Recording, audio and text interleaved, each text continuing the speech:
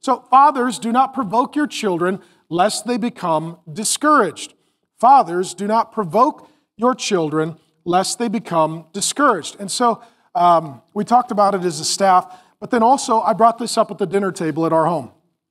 And I pulled out this verse with my kids, and I said, okay, what are ways that parents can provoke or discourage their children? What have you seen and observed or heard in conversations with your friends?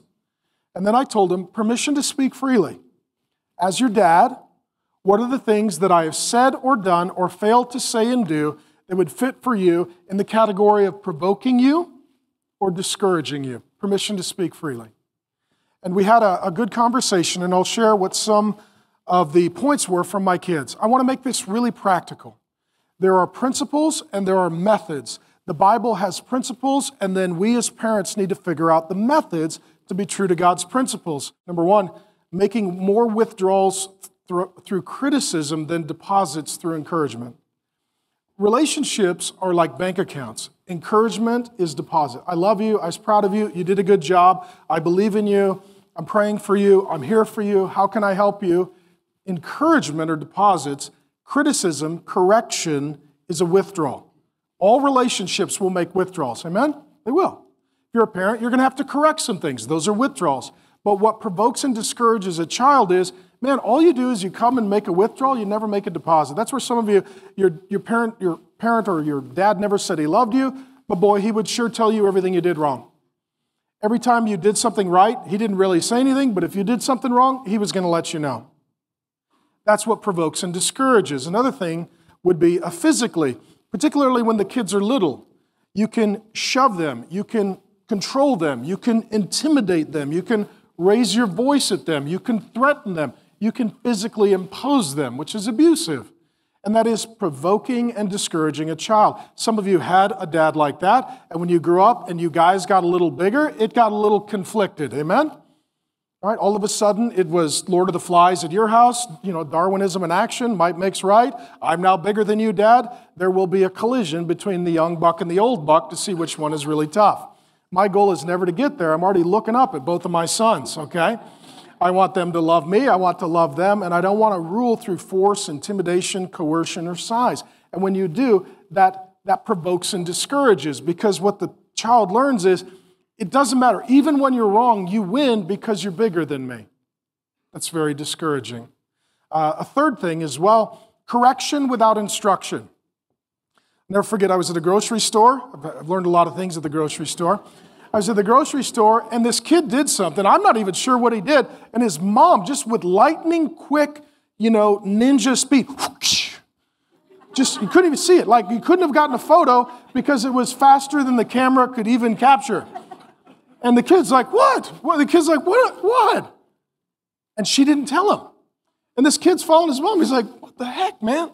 Just every once in a while, out of nowhere, here comes Ninja Mom. He didn't know what he did. And I thought, that's not right. It's instruction, then correction. You can't correct a child for something you didn't teach them. Otherwise, they don't know.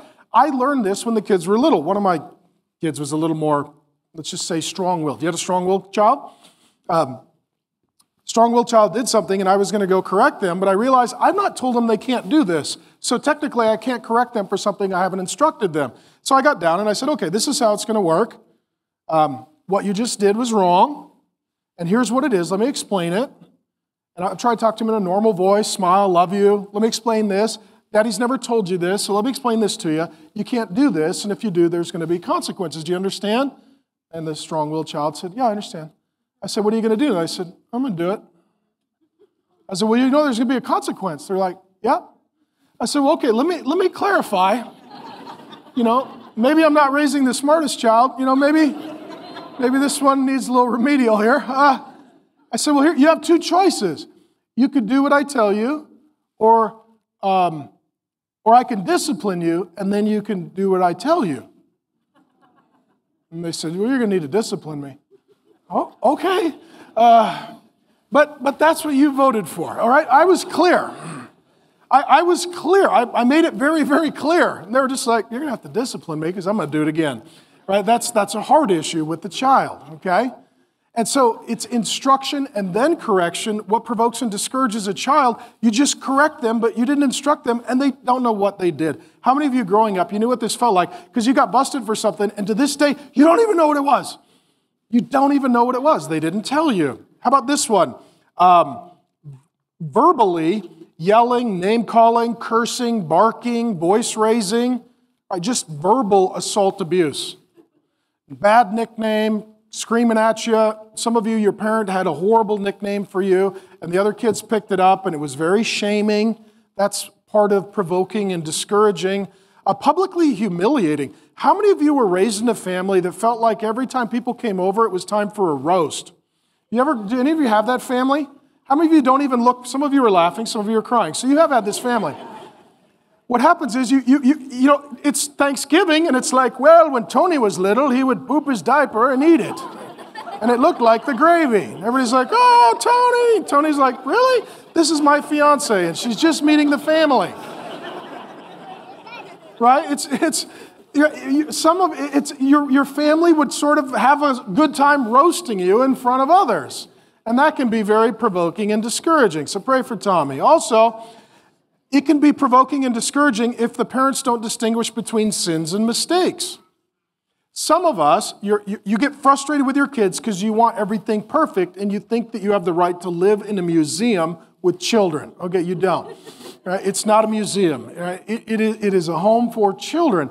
And the difference between sins and mistakes is this.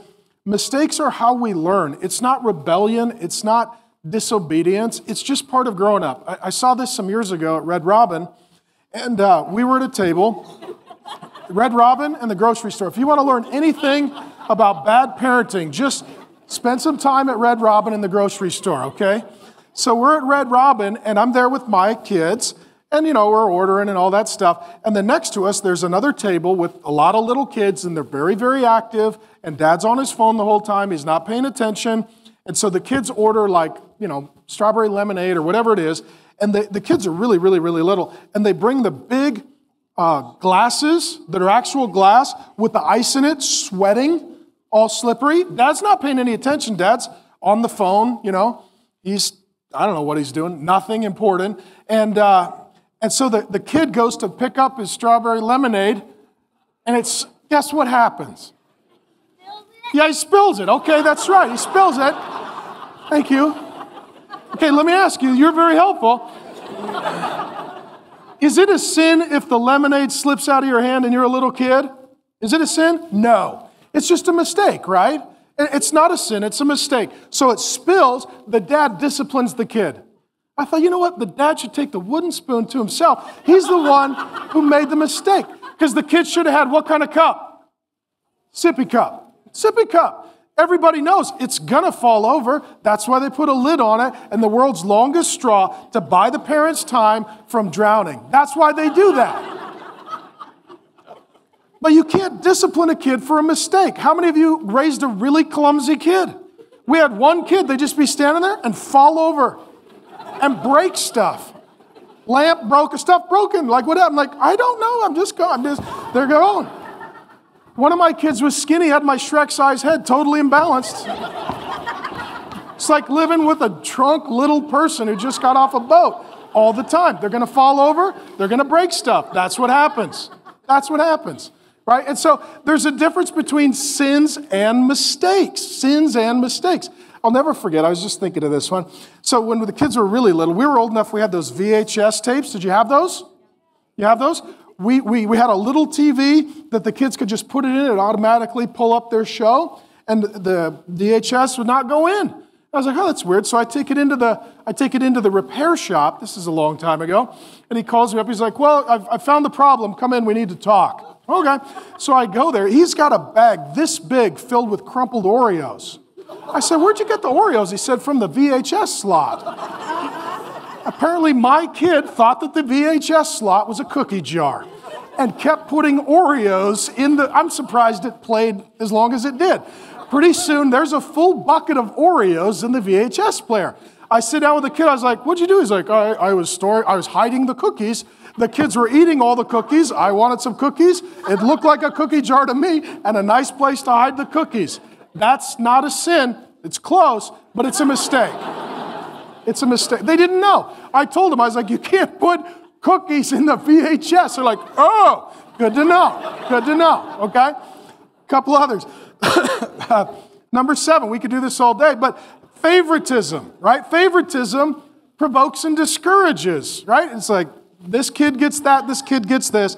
But let me say this, there's a difference between favoritism and kids earning more responsibility. So I don't believe when you reach a certain age, you get certain privileges. I believe when you reach a certain maturity, you get certain privileges. So I always asked our kids, do you guys want more freedom? The answer was yes. Okay, and how do you get more freedom? Be more responsible. So you want freedom, I want you to have freedom. So you be more responsible and I'll give you more freedom. That's different than favoritism. Favoritism is you prefer one child over the other, you favor one child over the other. That provokes and discourages. Other ones, I'll read them quickly. Just being absent. Sometimes, especially us dads, we can be physically present, emotionally absent. We had dinner with the kids and I said, permission to speak freely. One of my kids brought that up. They said, Dad, it's better now, but there was a season where you were physically in the room, but mentally you were gone. I said, yeah, you're right. I apologize. I'm sorry. I ask your forgiveness. That was a difficult season for Dad, and I lost focus, and I'm sorry that that hurt you. Know that you are my priority. I value you, and I regret that, and I regret missing those opportunities to be there for you. I was physically present, but I was emotionally absent. Daddy was checked out. You're right, and I'm sorry that you felt that. Others, no protective boundaries. My kids said unreasonable performance expectations in sports or with grades. Unless you're going to the Olympics with a 4.0, they're not pleased. Some of you as well, non-relational parenting style. This is where you get a lot of rules and not a lot of relationship. I'm big on a real investment in the relationship and minimal rules. If you've got a lot of rules, it's because you have a bad relationship. If you have a strong relationship, you don't need as many rules. And so ultimately, non-relational parenting style is, I'm not really emotional, close, affectionate with you. Between you and I is a lot of rules, not much relationship. That provokes and discourages.